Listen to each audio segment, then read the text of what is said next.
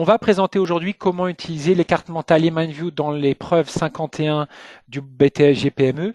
Mais si vous n'êtes pas dans ce BTS-là, si vous êtes professeur en STMG en terminale ou si vous êtes même en professeur dans le cadre de Bac Pro, dans lequel vous voudriez mettre en place des projets, faire travailler vos élèves dans le cadre de projets, ça va aussi vous donner des pistes de réflexion et des modèles, une trame pour gérer ces projets. Donc juste avant de vous montrer ces exemples-là, je vais vous présenter le logiciel, je vais vous présenter MindView dans les grandes lignes. Là, vous devez tous voir mon écran. Donc quand on lance MindView, on a différentes vues. On a la vue MindMap. Ça, c'est la vue, on va dire, carte mentale, qui va aider l'utilisateur à générer des idées, organiser de l'information, organiser du contenu. Donc ça va être préparer un plan, donc un plan de projet, ou ça va être préparer un plan de mémoire, de dossier, ou tout simplement préparer un plan de cours. Et dans ce plan, ensuite, on va le compléter avec tous les éléments associés qu'on doit gérer, c'est-à-dire les documents, ressources qu'on donne à ses élèves, des notes de texte pour décrire ce qu'on a fait, des liens vers des pages web, des images. L'idée, c'est de s'appuyer sur la carte mentale pour organiser, structurer de l'information. Et après avoir fait ça, ou quand on a besoin de générer un rapport, le dossier Word ou OpenOffice qu'on doit remettre à son prof, qu'on doit donner à ses élèves, on va pouvoir générer ce document Word automatiquement à partir de MindView grâce aux exportations. Et donc là, on pense aux dossiers qui doivent être faits par les élèves et on montrera un exemple tout à l'heure pour ce BTS-là. Autre grande partie de l'outil, vous avez vu sous les yeux, vous avez différentes vues. Vous avez la vue MindMap, mais vous avez aussi la vue ligne de temps et la vue planning Gantt. Évidemment, là, dans le cadre de ce BTS, mais dans le cadre de n'importe quel projet, on a besoin de formaliser un plan d'action, de donner un cadre chronologique, des dates, des durées, un séquencement. Pour des projets de groupe, comme on peut avoir en terminale STMG ou autre, indiquer qui fait quoi. Et ben tout ça, on va utiliser un outil de gestion de projet et une vue qui s'appelle la vue Gantt ou ligne de temps, où là, on va, en utilisant toujours MindView, pouvoir rentrer dans ces notions de planification et de suivi. Donc, ce que je vais faire tout de suite, je vais lancer la vue MindMap pour vous montrer, comme on va vous montrer des exemples de cartes juste après, pour vous montrer comment on la crée. C'est assez facile à créer. Quand vous lancez, vous avez vu, on est dans un interface familier, l'interface du pack office que vous devez tous connaître ou maîtriser. Et ce que vous avez ici, c'est la racine. Donc c'est là où je vais mettre le nom du projet ou le nom du dossier ou le nom du cours que je vais traiter. Peu importe le projet, je vais prendre ici, c'est même pas un projet en GPME, mais c'est pour vous montrer aussi que peu importe le type de projet que vous menez, ça va fonctionner. C'est utilisé dans les formations industrielles ou santé sociale, ça va fonctionner de la même façon. Donc au centre, je mets ma thématique et donc imaginez que je vais commencer à réfléchir sur ce projet-là, sur ce cours, je vais mettre toutes mes idées en vrac autour de ce sujet-là avec deux boutons. Soit le bouton sous-branche ici dans la racine, si j'appuie dessus, ça crée des branches de niveau hiérarchique inférieur. Et dans ces branches, dans ces bulles, dans ces boîtes, peu importe comment on les appelle, on va y mettre des mots-clés. Donc c'est-à-dire une action, un objectif, une phase ou une compétence notamment. Donc là, je rappuie sur sous-branche, ça crée une branche de niveau hiérarchique inférieur. Et là, je vais faire une étude de marché, par exemple. Donc, ce que je conseille de faire, imaginez que vous êtes avec un collègue en train de préparer une co-intervention ou entre élèves en train de réfléchir sur une thématique. Là, on va faire un brainstorming. On va noter ici toutes les idées en vrac. Et là, je vais appuyer sur un autre bouton qui est le bouton branche, qui est donc le raccourci clavier, c'est entrée. Donc là, j'appuie sur entrée et je vais noter tout ce qui me passe par la tête. C'est-à-dire, dans ce cas-là, qu'est-ce que je dois faire dans le cadre de ce projet-là? Donc, on doit faire un budget, on doit faire une présentation du produit, par exemple. On doit faire un plan marketing. Voilà. On va faire peut-être une analyse des besoins. J'appuie sur. On va faire peut-être un bilan à la fin du projet. On va prévoir un plan de communication, etc., etc. Donc là, un peu en vrac. On va faire la validation du thème, par exemple, choisi du projet. On va prévoir l'organisation d'événements. etc., etc. Donc là, je mets toutes les idées qui me passent par la tête, vraiment en vrac. S'il y a des fautes d'orthographe qui malheureusement m'arrivent, vous pouvez les corriger, clic droit, comme dans le pack office. Voilà, on peut modifier. Donc j'appuie sur Entrée, je mets une idée, j'appuie sur Entrée, je mets une idée. Et ensuite, je peux les réorganiser. Donc si par exemple, présentation, produit, euh, plan de communication, ça vient dans une partie marketing. Donc je crée une branche marketing et là, pareil, avec le clic gauche de la souris, je réorganise. Donc c'est-à-dire que je suis pas obligé d'effacer ce que j'ai noté sur ma feuille, sur mon cahier. Tout simplement, je déplace et je réorganise. Validation du thème, je me dis je vais faire ça dans la phase faisabilité, clic gauche et je déplace. Donc là, tout simplement, je structure et j'organise mes informations. Voilà, au fur et à mesure, plan marketing ici. Je vois qu'analyse des besoins, organisation d'un événement. Je vais faire une phase, par exemple, conception, dans laquelle je vais mettre ici ça. Et puis l'organisation d'un événement, pareil, dans la partie marketing. Le but, c'est d'avoir un plan visuel, d'avoir une vue globale de ce qu'on est en train de faire, dans lequel on peut naviguer facilement, à la différence d'un document long linéaire. On montrera tout à l'heure le référentiel GPME notamment, et on va voir la différence entre consulter de l'information dans un document linéaire et consulter de l'information dans une carte mentale. Et donc, quand on crée un plan en général, on a une hiérarchie, c'est-à-dire chapitre 1, chapitre 2, etc. On va pas taper ça à la main dans les branches. On a mis une fonctionnalité qui s'appelle numérotation ici, qui va automatiquement numéroter les branches et les sous-branches en commençant par midi. On est tout simplement en train de faire un plan visuel. Imaginez qu'on démarre une nouvelle réflexion, on continue à travailler sur ce projet, on va ajouter des nouvelles idées. Donc en dessous de bilan, on va penser à l'évaluation, on va faire un dossier, on va préparer un oral. Toute la numérotation continue à se faire. Si je présente ça à mon tuteur, mon prof ou mon tuteur de stage, peu importe, peut-être qu'on va me conseiller, bilan peut-être en 4e partie, je déplace et je réorganise ici. La numérotation se met à jour. Conception peut-être en partie 2. Si j'insère des nouvelles actions, par exemple, on va faire aussi des tests du produit. Toute la numérotation va se mettre à jour automatiquement. Rapidement, au niveau de la mise en forme, on peut changer les polices de caractères, la couleur des branches. On a certains qui utilisent aussi ce format linéaire. C'est la même information. Elle est juste représentée différemment. D'accord? C'est juste une autre façon de représenter l'information. Donc ça, création d'une carte dans MindView en partant d'une séance de brainstorming qu'on peut faire seul, qu'on peut faire entre profs, qu'on peut faire avec des élèves, peu importe le cas de figure. Et donc après, je vais pouvoir compléter parce que dans le cadre d'un projet, un dossier, on a beaucoup d'informations. On va vouloir décrire des consignes, décrire des activités. Ça, je peux le mettre à l'intérieur des branches. Donc, je peux mettre sur études de marché ici. Ça s'encadre en bleu. Si je clique sur notes, là, j'ai un espace où je vais pouvoir taper du texte. Je ne vais pas alourdir la carte. Je vais juste ici intégrer une note qui va être liée à études de marché. Je vais mettre une consigne. Chaque groupe devra réaliser une étude de marché.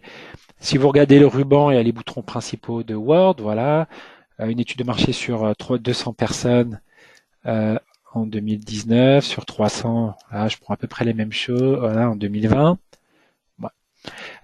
Quand j'ai fini avec cet éditeur de notes que j'ai rédigé, je peux fermer cette note, elle s'enregistre automatiquement, je ne vais pas la perdre. Je ne vais pas alourdir la carte, donc je garde cette vue globale de mon projet, de mon cours. Par contre, quand je vais accéder à l'information détaillée pour me rappeler ou pour présenter l'information, j'ai un trombone, j'accède ici et je complète. Et j'accède à la note que je peux modifier si je veux.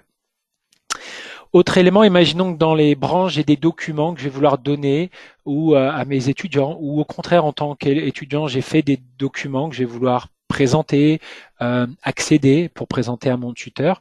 Imaginons que j'ai fait un budget au format Excel. Et dans les branches, je peux mettre ces fichiers-là, donc ici avec objet. Je vais chercher sur mon ordinateur les documents. J'ai un petit dossier ici, lancement de produit. J'ai un petit fichier Excel budget. Hop, je l'intègre ici. Vous pouvez mettre n'importe quel type de fichier. Si vous avez des vidéos, si vous avez des PDF, des images, etc., peu importe. Mettez n'importe quel type de document et autant de documents que vous voulez dans les branches. Là, c'est un fichier Excel que j'ai intégré. Plus besoin d'aller dans ces dossiers, sous-dossiers, clés USB. On centralise toute cette information-là dans la carte. Autre chose, si vous avez trouvé un site internet intéressant qui explique comment faire une étude de marché, vous pouvez copier l'adresse URL du site, revenir dans MindView, vous mettez sur la branche étude de marché, on clique sur hyperlien et voilà, on va mettre un site qui explique comment faire l'étude de marché et en dessous, on colle l'adresse URL à cet endroit-là, tout simplement. Tout ça, ça se met au niveau des branches sur lesquelles je suis. Donc le trombone m'indique que j'ai de l'information en plus. On peut aussi intégrer dans les branches des images, donc pour illustrer ces mots, ces notions.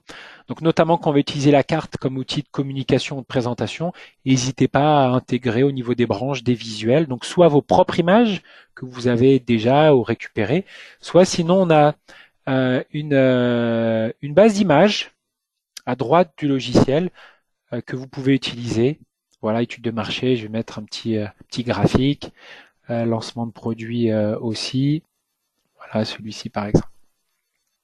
Donc on va lier l'image à la branche. Donc là, juste ce que je voulais vous montrer pendant ces quelques minutes, c'est comment en partant de zéro, formaliser un plan rapidement qu'on peut déplacer, réorganiser grâce à la numérotation, voir ce plan et compléter avec de l'information. À partir du moment où on a fait ça et qu'on doit faire par exemple un rapport qu'on va remettre à son prof ou à ses élèves, on peut le générer automatiquement. Ce qu'on veut plus, c'est perdre du temps à prendre son cahier et remettre au propre, retaper cette information. On veut juste ici générer ce document automatiquement en exportant vers Word. On vous montrera notamment comment l'utiliser dans le cadre de dossier. Et donc on exporte ici. Voilà, on va quitter MindView.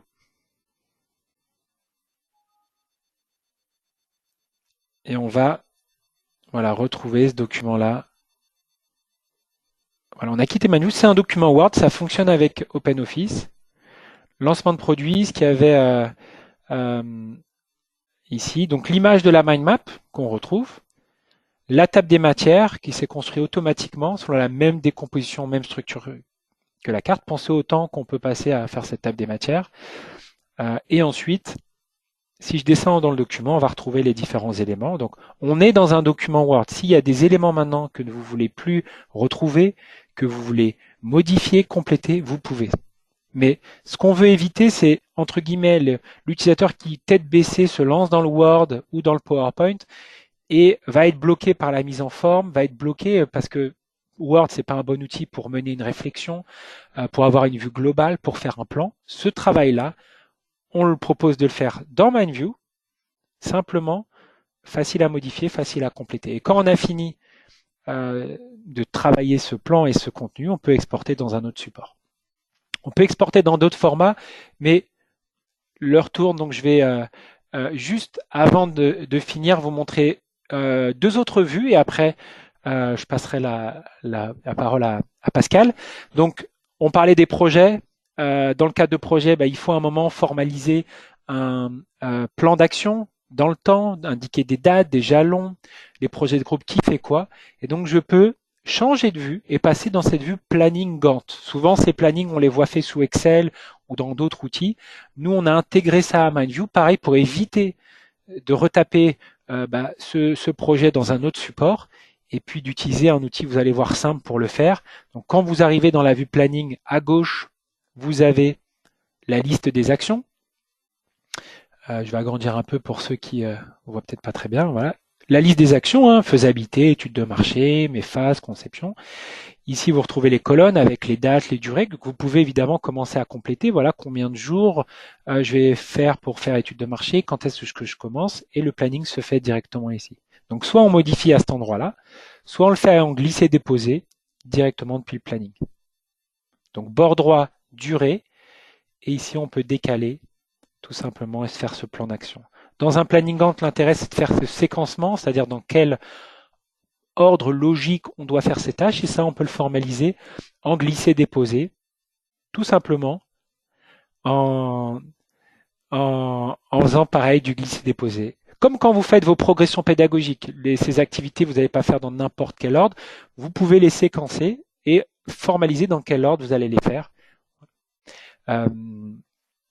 simplement, on peut modifier aussi la couleur. Si vous voulez mettre en avant voilà, certaines tâches importantes dans ce projet-là, vous pouvez le faire. Comme j'indiquais tout à l'heure, parce que je sais qu'il y a des professeurs aussi de terminale qui sont là, ou s'il y a des projets de groupe en STMG, on peut, si j'agrandis la partie gauche ici, on a une petite colonne ressources tout simplement où je peux indiquer qui fait quoi dans ce plan d'action. Comme ça, vous aurez une vue claire aussi en tant que prof, voilà, qui fait quoi au sein de ce projet-là. Et on va donner beaucoup de choses à Pascal, il a bien travaillé. Voilà. Et dans le suivi, on va pouvoir formaliser voilà, ce qui est fait ou pas avec progression. Je ne vais pas aller beaucoup plus loin dans la partie Gantt, mais c'est juste pour vous montrer le principe. C'est le même document, c'est le même fichier MindView. Donc rappelez-vous, les notes de texte, on peut les récupérer. Les documents annexes, ils sont toujours ici. Si je modifie une information dans le planning Gantt, je retrouverai cette information modifiée dans la vue MindMap. Dans cette vue MindMap, on l'utilise aussi pour présenter. Donc quand je présente à mon prof, je peux indiquer sous les branches, par exemple, les dates prévues pour faire ces activités-là. On peut utiliser cette vue-là. Ou aussi, ce que notamment Pascal a trouvé très intéressant, c'est la ligne de temps pour donner une représentation simple et visuelle en gardant une partie chronologique pour un projet. On peut aller vers la ligne de temps. C'est le même principe, c'est la même philosophie. On ne veut pas que vous retapiez plusieurs fois l'information d'un support vers un autre. Voilà, on utilise le même fichier MindView et là on va retrouver cette ligne de temps de ce projet, voilà, vous retrouvez validation du thème, étude de marché, etc. Donc ça, c'est facile à présenter, facile à modifier, et elles peuvent être voilà, imprimées aussi lorsque je vais mettre ça dans un dossier, lorsque je vais mettre ça dans une salle de travail. Je peux l'imprimer sur plusieurs pages, et voilà, MindView s'occupe de mettre en forme, d'adapter le nombre de pages à la ligne de temps, que j'ai. Donc, voilà ce que je voulais vous montrer par rapport à MindView. Donc, s'appuyer sur la carte mentale, faire un brainstorming, donc seul ou à plusieurs, pour organiser de l'information, organiser tout le contenu aussi associé, l'exporter vers Word, notamment pour faire un rapport, un support type dossier, et ensuite tout le volet planification et suivi de projet pour formaliser cette démarche de projet. Donc, ce que je vais faire maintenant, je vais ouvrir ces 3 cartes, enfin je vais en ouvrir une première. Donc on va présenter, enfin Pascal va présenter 3 cartes qu'elle a créées notamment. Ça va être la première qu'on a appelée mode d'emploi, ça c'est la carte du prof. Je vais commencer par celle-ci. Il y en a une deuxième, ça sera le plan d'action pour l'étudiant pour son projet dans le cadre de cette épreuve 51. Et une troisième carte qui sera ce dossier. Donc je vais ouvrir la première et je vais aussi au passage ouvrir son micro pour que vous puissiez l'entendre et qu'elle vous explique comment elle a créé ces différentes cartes. Je vais juste lui donner la parole. Donc bonjour à tous, je vais commencer par vous expliquer comment est né le projet. Donc ce projet est né suite à la réforme du BTS et j'ai pu lire et relire le référentiel qui nous était fourni et j'ai constaté que le bloc E51, donc comme va vous montrer Marc, apparaît dans 4 endroits du référentiel. On vous parle, vous avez un tableau de synthèse à la page 3, vous avez la description des activités professionnelles des pages 15 à 18, toujours pour notre bloc 51. Vous avez le référentiel de certification, pages 34 à 44. Et ensuite, vous avez les modalités de certification, pages 80 à 82. Donc, dans un premier temps, je me suis demandé comment faire pour parvenir à intégrer et à comprendre un petit peu toutes ces notions et pouvoir ensuite les transmettre aux étudiants dans le cadre de l'élaboration de leur projet. Donc c'est pour ça que j'ai commencé à construire la carte mentale à partir donc des contenus que je trouvais dans ce document. Donc le bloc 2 BTS GPME qui est le point 1 de la carte mentale, regroupe les éléments essentiels. Tout d'abord, je me suis dit, il fallait avoir toujours en tête que c'était pour nos étudiants en lycée public un CCF et que le coefficient était de 4. Donc CCF, hein, ça change par rapport à nos évaluations précédentes. Ensuite, les grandes lignes du référentiel, donc les résultats attendus. Pour bien avoir en tête ce référentiel, j'ai préparé, donc à partir des informations qui étaient mises des pages 15 à 18, toutes les compétences qui pouvaient être prises en compte en termes opérationnels, organisationnels et en termes de communication. Donc Marc va vous développer un peu plus la carte. Voilà, nous avons toutes ces compétences. Alors ce qui est intéressant, c'est que je ne les ai pas saisies au fur et à mesure. En partant du référentiel, vous pouvez faire un copier-coller. Vous vous mettez sur la branche que vous désirez. Et ensuite, une fois le coller fait, vous avez vous avez les sous-branches qui se créent automatiquement avec l'ordre dans lequel elles se trouvaient dans le référentiel. Donc ça nous simplifie quand même grandement la tâche. Une fois les compétences en termes opérationnels, organisationnels et de communication posées, j'ai regardé quelles étaient les compétences plus liées à l'élaboration du projet. Donc, dans le référentiel, on nous parle bien de 6 domaines, notamment un domaine qui nous vaut quelques difficultés, la conduite d'une veille.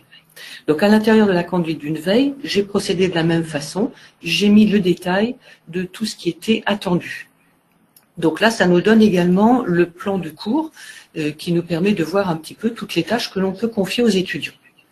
Et ceci pour les 6 domaines qui sont donnés dans le référentiel. Donc là, nous avons regardé la partie plus concept description et nous pouvons déjà voir en quoi Mindview est intéressant par rapport à cette réforme. C'est-à-dire que Mindview va nous permettre, en tant que professeur, d'intégrer plus facilement le référentiel.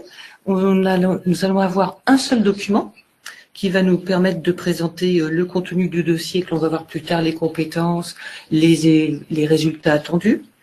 Donc ça, il faut toujours les avoir en tête, hein, ces résultats attendus lorsque on va suivre l'étudiant au niveau de l'élaboration de son projet. Cela nous permet donc de modifier éventuellement certains éléments si l'on désire, notamment par rapport aux attendus à l'examen, par rapport à la mise en œuvre du projet. On va pouvoir peut-être compléter à partir des informations officiellement données.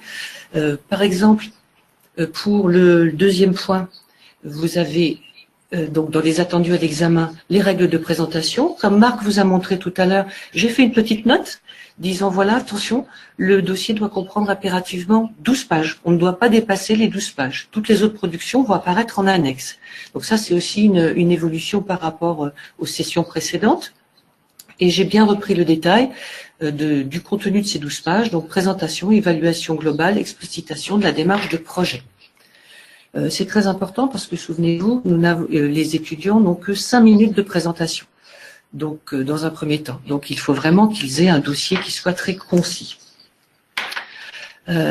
Donc par rapport aux attendus à l'examen, quels sont les livrables, les résultats que l'on attend de la part des étudiants?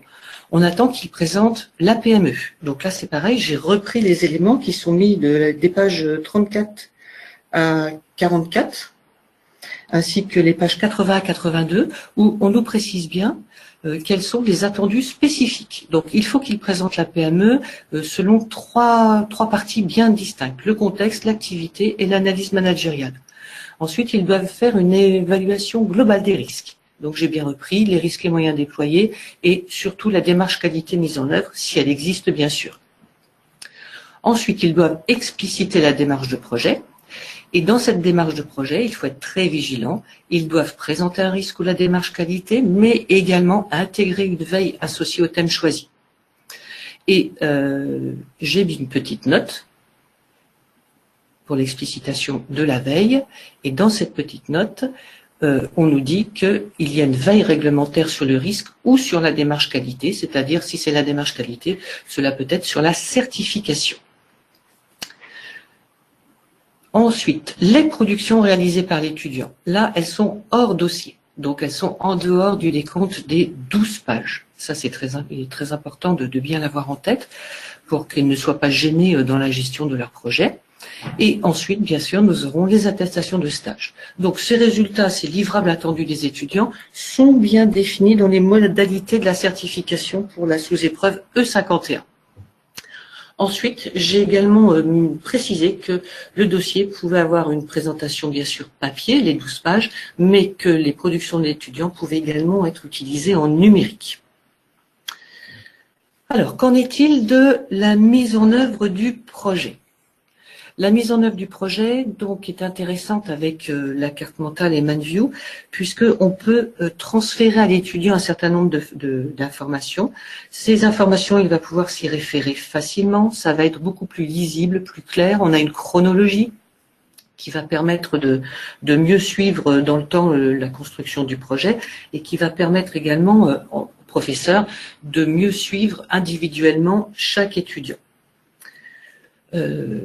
Donc, par rapport à l'aspect ManView, nous avons donc précisé qu'il était intéressant, j'ai trouvé cet outil très intéressant, de montrer la ligne de temps que va vous montrer Marc qui est en train de s'endormir. Donc, la ligne de temps peut être une bonne introduction pour présenter le projet en début d'année pour montrer aux étudiants qui n'ont pas forcément conscience du déroulé très serré de la formation en deuxième année. Donc, ils n'ont pas forcément conscience que la recherche de stage, c'est quelque chose de très urgent. Donc, avec cette ligne de temps, ils peuvent voir que dès la rentrée, même on leur conseille lors de leur stage de première année, ils doivent chercher un stage. Dans la mesure où ils disposent de 10 demi-journées, c'est écrit dans le référentiel, pour aller voir l'entreprise et la contacter. Une fois le stage trouvé, ils peuvent aller prendre contact avec l'entreprise et commencer un petit peu à présenter leur étude de contexte et essayer de voir quelles peuvent être les pistes pour l'établissement du diagnostic. Donc là, on a proposé une ligne de temps en relation avec ce qui s'est passé cette année au niveau des dates de stage. Ce qui est intéressant, c'est que dès que l'étudiant a réalisé une étape, il peut mettre une couleur et le professeur, en regardant sa ligne de temps, verra que quelque chose est réalisé, est accompli. Donc là, on est en train de vous montrer, voilà, prise de contact avec l'entreprise, le stage a été trouvé. Donc on peut mettre une couleur spécifique sur lesquelles que l'on a convenu au départ. Et il peut également remplir la partie progression. Et dans la partie progression, si le travail est totalement réalisé, l'étudiant peut mettre une réalisation à 100%. Comme cela, on a bien un début de gestion du temps et de gestion de l'activité projet. L'étudiant peut bien expliciter sa démarche de projet avec les dates qui correspondent. On a également, avec cette ligne de temps, toutes les étapes clés du projet. Donc voilà un point intéressant qui pourra l'aider à expliciter sa démarche. Et il peut également communiquer avec son professeur en faisant des points réguliers, puisque la communication orale fait partie des évaluations au niveau des compétences. Il va pouvoir échanger par rapport à son projet, à la fois avec son professeur et à la fois avec son tuteur lorsqu'il sera en entreprise et lorsqu'il aura terminé son stage. Puisque son tuteur pourra également éventuellement intervenir lors de la soutenance dans l'établissement au moment du CCF. Alors, par rapport à cette ligne de temps, je pense que nous avons fait le tour. Il n'y a pas de questions? J'ai juste noté pour remontrer juste une chose pour réexpliquer un petit peu le principe. Cette ligne de temps, évidemment, a été d'ailleurs démarrée au début par Pascal sur la vue carte mentale. Donc, un peu comme j'expliquais tout à l'heure, dans un premier temps, formalisation ici des grandes étapes et tâches du projet. Alors là, il y a eu des images intégrées aussi pour illustrer un petit peu chaque étape. Et ensuite, compléter les dates. Alors les dates peuvent être complétées à différents endroits, soit ici depuis l'onglet Tâche temps, tout simplement à droite, on met les dates de début, etc. Soit directement depuis la ligne de temps, soit aussi depuis la vue Planning Gantt aussi. C'est le même, voilà, même principe. Ça va être juste une représentation différente. À vous d'utiliser la mise en forme qui vous paraît la plus pratique. Ce que j'ai bien compris juste par rapport aux échanges, dans ce cas-là, c'est le professeur qui crée cette trame de projet. Chaque ensuite étudiant va la récupérer et puis la modifier, l'actualiser en fonction de sa réalité, en fonction de son projet. Donc si sa recherche de stage se finit plus tôt, évidemment, il peut changer les dates et puis anticiper les actions qui viennent. Et inversement aussi, enfin, et autre chose, pardon, dans la partie ici mise en œuvre du projet, donc là c'est plutôt quand il sera en stage. Donc là, on a mis juste action 1, action 2, action 3, mais là, c'est là où l'étudiant sera peut-être aussi plus va agir un peu plus sur la carte, où là, il pourra intégrer les tâches qu'il doit faire pendant ces 6 semaines de stage et formaliser aussi rapidement quelques dates par rapport à la réalisation de ces tâches. Donc, trame proposée par le prof, mais actualisée, modifiée par l'étudiant et pour communiquer avec son prof, ou on disait aussi communiquer aussi avec son tuteur de stage pour montrer en début de stage ou en cours de stage l'avancement, peut-être dans la recherche de stage aussi, ça peut être quelque chose à montrer un peu le déroulé du projet de l'étudiant. Ça peut être un moyen de le faire, sachant que voilà, c'est imprimable. On peut en faire une image, on peut l'imprimer sur plusieurs pages comme j'ai montré tout à l'heure pour pouvoir la partager à n'importe qui si on le souhaite. Voilà ce que je voulais juste dire sur la partie ligne de temps. Ouais, le Gantt, voilà, on passe vraiment d'une vue à l'autre et on intègre, voilà, ici action 1, je vous montre juste qu'on peut modifier. Voilà, si vous avez vu, hop, je tape analyse de l'existant. Donc là, ce qu'un étudiant ferait, il pourrait insérer ses nouvelles tâches, changer les dates, tout simplement, et ça mettrait à jour. Donc d'avoir un cadre. On pourrait imaginer, peut-être dans d'autres cas de figure, dans d'autres types de projets, où c'est l'étudiant qui crée cette carte en listant soi-même l'ensemble du projet. Peut-être que dans d'autres cas de figure, ça serait une possibilité. J'ai une question de Karen. Baudin, la ligne de temps est-elle obligatoire? Alors je vais laisser Pascal répondre à ça, parce que moi je ne sais pas. La ligne de temps en elle-même n'est pas obligatoire, mais il faut montrer que l'on a su gérer son temps et s'organiser. Donc la ligne de temps est un moyen de montrer son organisation. Je pencherai plus pour le diagramme de Gantt à mettre éventuellement dans le dossier, mais les deux conviennent. La ligne de temps permet de s'organiser, de prendre conscience des échéances à venir. Je crois que c'est surtout un outil d'aide et de soutien dans le développement du projet. Je vais ouvrir l'autre carte. Alors, nous allons passer sur la suite de la carte. Donc, par rapport... Voilà. Donc, nous étions dans... là, il nous a tout changé. Il est joueur aujourd'hui. Donc nous avons présenté la ligne de temps, le Gantt donc pour le suivi et la priorisation des tâches. Maintenant la partie présentation. Donc ça, ce bloc 3, c'est vraiment cette partie-là qui est indispensable pour l'étudiant, pour le guider dans la réalisation de son projet. Alors, l'étudiant doit dans un premier temps situer le contexte et l'activité de la PME. J'ai mis une petite note parce que dans les textes, il est préciser de façon très très pointue ce que l'on attend donc de l'étudiant. Donc, activité, impact sur les risques, je vous ai mis, vous lisez ce qui est écrit en dessous. Voilà, il faut que l'on trouve tous les éléments qui sont précisés dans les textes. Nous n'avons pas le choix. Pour l'analyse managériale, nous avons la même chose. Donc, vous voyez que pour cette analyse de le contexte et l'activité de la PME, c'est beaucoup plus complet que ce qu'on attendait avant. Pour l'analyse managériale, même chose. On a besoin de détailler en liaison avec le cours de CEJM tous les éléments managériaux de la PME. Donc c'est pour cela que je disais qu'il est quand même assez important d'avoir un stage tôt dans la deuxième année, car ces éléments-là peuvent être recueillis facilement avant d'être en stage, et on pourra se concentrer lorsqu'on est en stage sur le diagnostic des risques, donc la troisième partie qui là va demander à l'étudiant un travail assez lourd. Pourquoi? Parce que l'étudiant doit couvrir tous les risques de l'entreprise, tels que définis dans le référentiel. Alors, dans les risques, on a les risques financiers, tout ce qui est risque non financier et tout ce qui est démarche qualité. Il faut vraiment qu'il présente une cartographie complète. Est-ce que vous nous entendez toujours? J'ai l'impression que certains ont des petits problèmes de son. Est-ce que le son est bon? Oui. Oui, c'est bon. D'accord.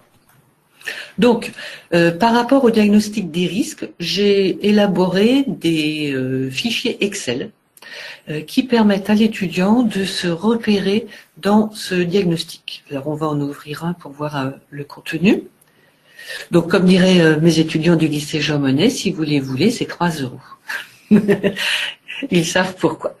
Donc, j'ai mis un petit onglet qui s'appelle « À lire ».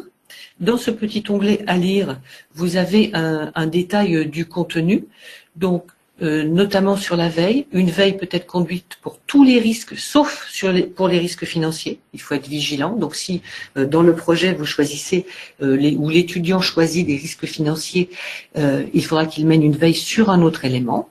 J'ai mis en orange les éléments qui servent à réaliser le diagnostic et en jaune les éléments qu'il faut prendre en compte, donc les compétences et les attendus par rapport à une conduite de projet sur ce thème-là. Donc vous allez voir, donc pour les risques financiers de la PME, les caractéristiques de la PME qu'il faut étudier, et en jaune, donc les attendus si vous retenez ce thème pour votre projet. J'ai noté ça comme cela.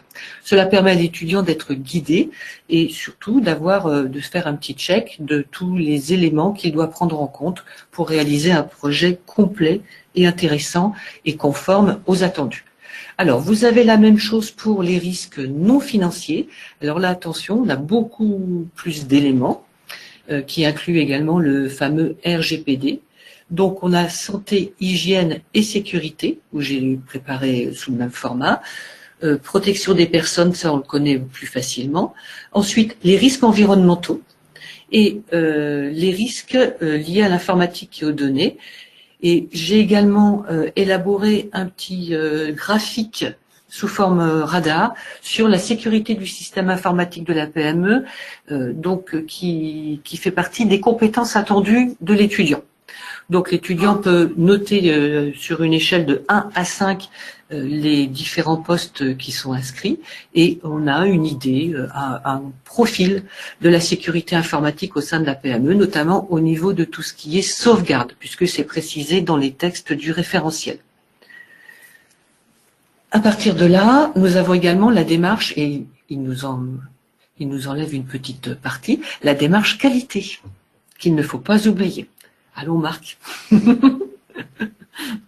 Donc par rapport à la démarche qualité, même procédé, petit tableau Excel qui permet à l'étudiant de suivre plus facilement le compte-rendu à faire au niveau de la démarche qualité et les attendus s'il choisit son thème de projet sur la démarche qualité. J'ai également mis un lien par rapport aux risques non financiers.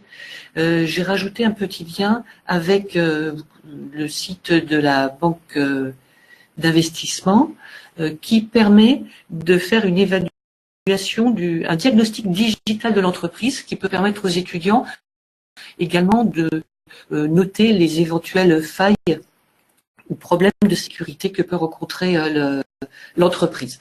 Donc il faut rentrer, voilà. Vous devez connaître un BPI France. Vous pouvez faire votre diagnostic sécurité en prenant ce qu'ils appellent le digitalomètre, qui est mis en jaune. Donc vous rentrez sur le digitalomètre, vous mettez les références de l'entreprise et vous répondez à un certain nombre de questions qui permettent de voir le degré de pénétration digitale de l'entreprise, de la PME. Et après, vous avez des conseils qui sont donnés. Et c'est vrai que c'est assez intéressant. Ça permet d'avoir un diagnostic gratuit, simple et facile à réaliser. Une fois tous ces éléments faits, alors il est bien évident que ce sont des propositions, des fichiers que j'ai joints. Vous pouvez les abonder, les modifier. Vous pouvez rajouter les éléments qui vous intéressent, supprimer certaines choses. Vraiment, c'est adaptable en fonction de vos besoins et de vos ressentis. Étape 4, l'étudiant, donc là on n'a pas mis de sous-branche, doit choisir le thème de son projet et c'est là où il pourra compléter, rajouter une branche et puis commencer à justifier le choix du projet, le choix du thème retenu, en accord bien sûr avec son tuteur et son professeur chargé de le suivre. Après va venir la démarche de projet. Donc la démarche de projet, l'étudiant, il est bien écrit dans les textes, doit expliquer, expliciter, c'est pour ça que j'ai mis vraiment en jaune sa démarche de projet, donc ce qu'il a mis en œuvre pour améliorer la gestion du risque qu'il a repéré au sein de la PME ou pour développer la démarche qualité. Donc je pense quand même que dans la gestion de projet et dans sa démarche de projet, Gantt a toute sa place. S'il a bien organisé cette partie 3 avec la gestion des priorités, il pourra déjà justifier d'une démarche de projet appropriée et d'un niveau BTS. Élément nouveau, la conduite d'une veille. Donc certains d'entre nous étions à la formation mercredi dernier sur la conduite d'une veille. La veille, donc, c'est quelque chose quand même de très spécifique et même chose, j'ai pris dans tous les éléments du référentiel, donc j'ai montré ça à notre inspecteur Thierry Florenceau qui l'a validé. J'ai mis en place une grille de suivi de la veille, donc pour changer sous format Word. Cette grille de suivi permet à l'étudiant et au professeur de voir si toutes les compétences et tous les items à valider sont bien présents dans la conduite de veille de l'étudiant. Donc une petite validation par un émoticône, c'est bon, c'est pas bon. Et l'étudiant va pouvoir mener sa veille de façon relativement autonome grâce à une évolution tout au long de cette grille. Comme nous avons vu dans la formation précédente, commencer par identifier les mots-clés, valider les informations, sélectionner les informations pertinentes, mais la veille ne se limite pas à ça. Pour la veille, il faut également parvenir à diffuser l'information, stocker l'information, et c'est pour ça que j'ai mis un petit point 3.6.2, qui est la production de l'étudiant, qui permettra de justifier que sa conduite de veille correspond bien aux étapes et aux compétences attendues du référentiel. Le point 3.7 va nous permettre va surtout permettre à l'étudiant d'insérer toutes ses productions.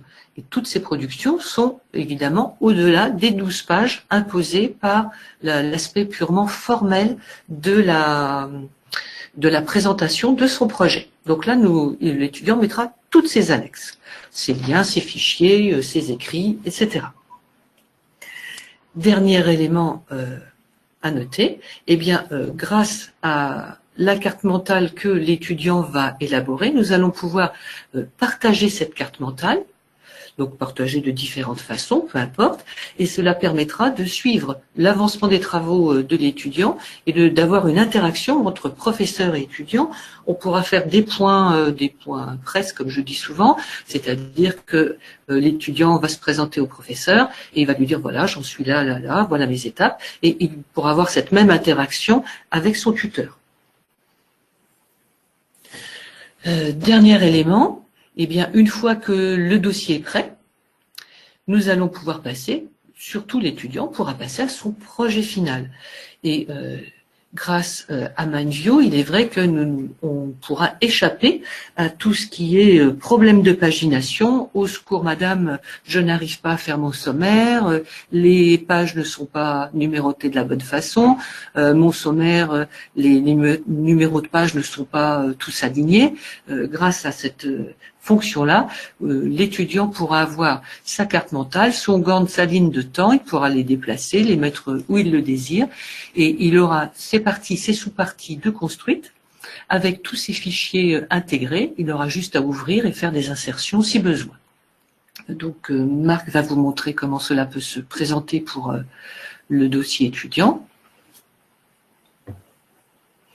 Il va vous faire la petite manip, et comme ça vous allez voir la façon de procéder. Donc avec le Microsoft Word, comme on a vu tout à l'heure, l'exportation personnalisée vers Word.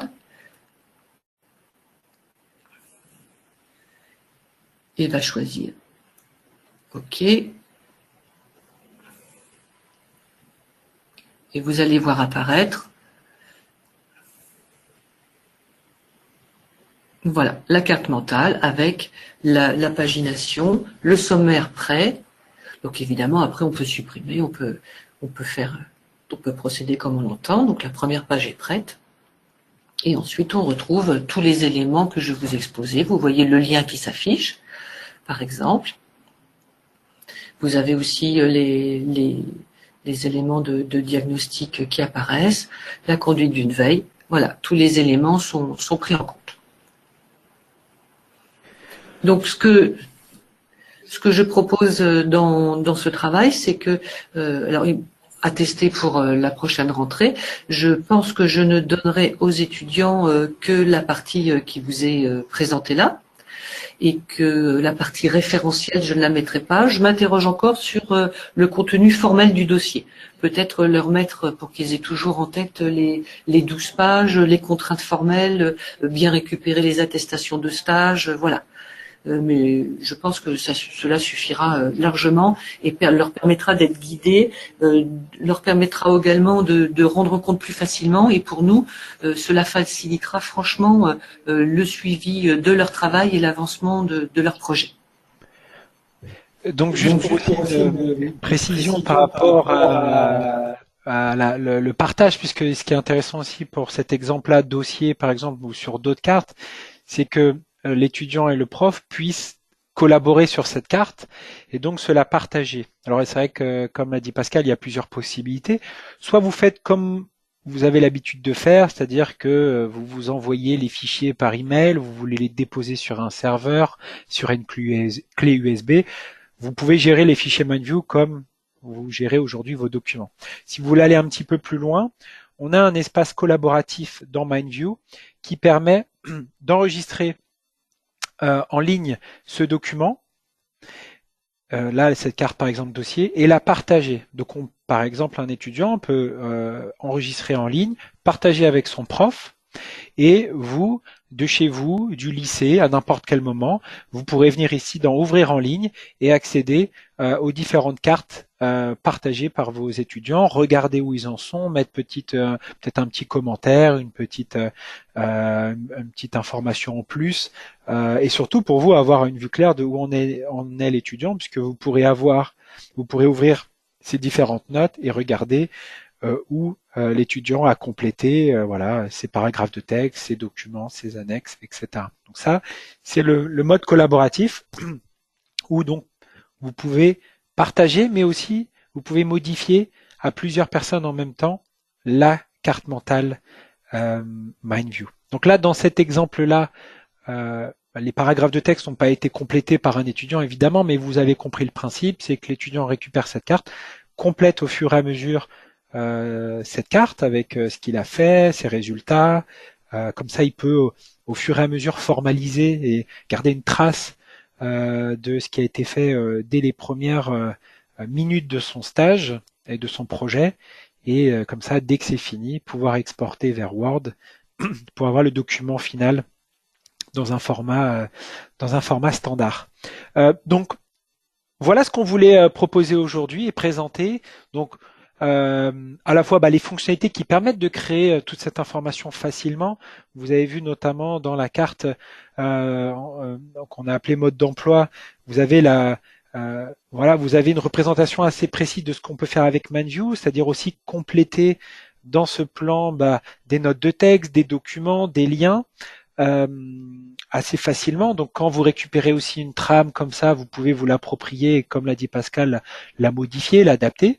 Vous avez vu aussi comment, dans le cadre d'un projet où on a besoin de formaliser ce planning Gantt, ce déroulé du projet, passer vers notre vue planning Gantt ou ligne de temps, toujours en restant dans MindView. Et puis aussi ce dernier usage où là on utilise nos capacités d'exportation, où on s'appuie sur la carte pour faire ce plan, compléter au fur et à mesure, et la mise en forme finale se fera beaucoup plus naturellement grâce à l'export vers Word. Il nous reste une dizaine de minutes. On va prendre le temps pour répondre aux questions. Je vois qu'il y en a certaines.